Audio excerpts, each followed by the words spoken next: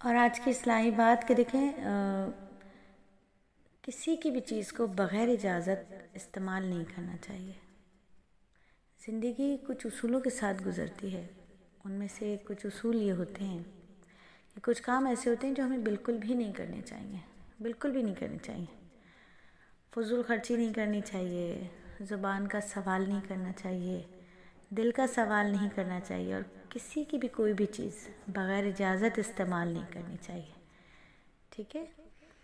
اب ہم دیکھتے ہیں کہ ہم جب اپنے گھر سے نکلتے ہیں اور بارہا ہماری اپنی ہی دیوار پر بھی کچھ وال چاکنگ ہوئی ہوئی ہوتی ہے، ایڈورٹیزمنٹ ہوئی ہوئی ہوتی ہے، کسی نے ہماری دیوار کے اوپر اپنے کاروبار کا اشتہار لکھوا دیا ہوتا ہے یا چسپاں کر دیا ہوتا ہے، تو یہ بغیر اجازت اس کی دیوار کا استعمال ہے۔ اور یہ کیوں کیا؟ یہ تو کرنا ہی نہیں تھا، بالکل بھی جائز نہیں ہے کسی کی بھی چیز کو استعمال کرنا اس کی اجازت کے بغیر۔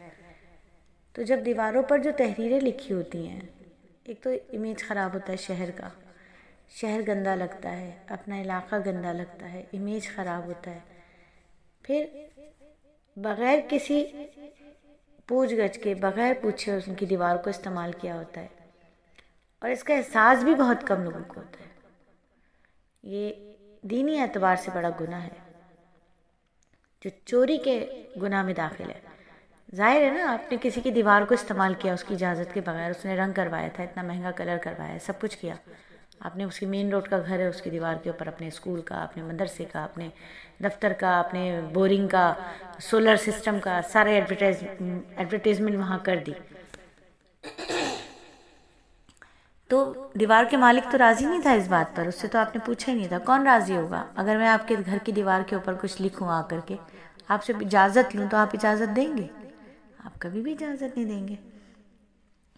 آپ نے مالک کی مرضی کے بغیر اس کی دیوار خراب کر دی، اس کی ملکیت، وہ دیوار اس کی ملکیت ہے، اس کی ملکیت کو آپ نے استعمال کیسے کیا؟ نبی صلی اللہ علیہ وآلہ وسلم نے دوسرے کی چیز کو اس کی خوش دلی کے بغیر استعمال کرنے کی سخت ممانعت فرمائی اور اس کو حرام قرار دیا۔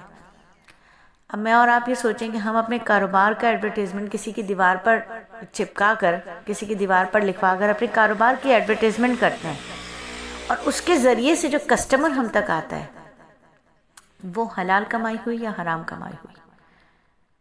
سوچیں نا کہ میں اور آپ کھا کیا رہے ہیں۔ پھر اگر ہم نے کسی کی دیوار پر اپنے کسی کاروبار کی ایڈورٹیزمنٹ کروائی اور وہاں سے وہ پڑھ کر کے وہ ہم تک پہنچا کسٹمر، تو یہ حلال آمدنی ہے یا حرام ہے؟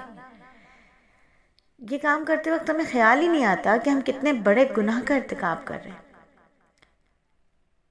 دین کو تو ہم نے صرف نماز روزے کی حد تک محدود رکھا ہے نا، معاملات اور معاشرت تو ہم نے سیکھنا ہی نہیں ہے دین کے ذریعے سے۔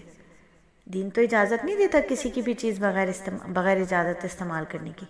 دین نے تو اس کو حرام کہا کہ نہیں، کسی کی کوئی چیز جو اس کی رضا ہی نہیں ہے کہ وہ آپ استعمال کریں، اور آپ نے استعمال کر لی تو گناہوں کا معاملہ براہ راست اللہ تعالیٰ اور بندے کے باہمی تعلق سے، جن گناہوں کا معاملہ تو اللہ تعالیٰ اور بندے کے درمیان ہے۔ نماز میرا اور میرے رب کا معاملہ ہے، روزہ میرا میرے رب کا معاملہ ہے، قرآن تلاوت میرا میرے رب کا معاملہ ہے، تو یہ تو میرا اور اللہ کا معاملہ ہے نا۔ اس میں تو ہم نے ہر ایک کے درمیان میں کودنا ہوتا ہے۔ ہم ہر ایک کو پوچھ رہے ہوتے ہیں، آپ نماز پڑھتی ہیں؟ کیوں نہیں پڑھتی؟ آپ نے روزہ نہیں رکھا؟ کیوں نہیں رکھا؟ اللہ گناہ دے گا۔ ارے معاملات سدھارنے، اصل چیز ہے معاملات۔ کسی دوسرے کا حق کھا لیا، یہاں اللہ گناہ نہیں دے گا، اور اگر کوئی دوسرا آپ کو سمجھائے یہ آپ نے غلط کیا ہے تو آپ نے اس سے منہ بنا لینا ہے۔ معاملات دیکھیے، معاملات دیکھنا ہے۔ جب کسی انسان کو ندامت ہو، سچی توبہ کی توفیق مل جائے، معاف ہو جائے، اللہ اور اس کے رب کا اور بندے کا معاملہ ہے نا، اس کو چھوڑیں۔ آپ رب کے بندوں کے ساتھ کا معاملہ اپنا دیکھیں بس۔